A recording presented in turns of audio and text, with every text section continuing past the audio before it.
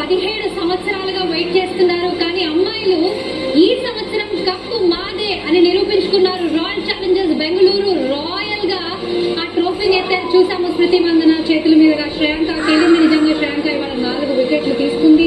At the same time royal Challengers Bengaluru fans ఏదైతే wait చేస్తున్నారో 17 సంవత్సరాలుగా అది సాధించి పెట్టేశారు. అండ్ ఇది ఈ సంవత్సరం సెలబ్రేషనే కాదు, 17 సంవత్సరాల కలిపి సెలబ్రేషన్ గా కనిపిస్తోంది. అక్కడ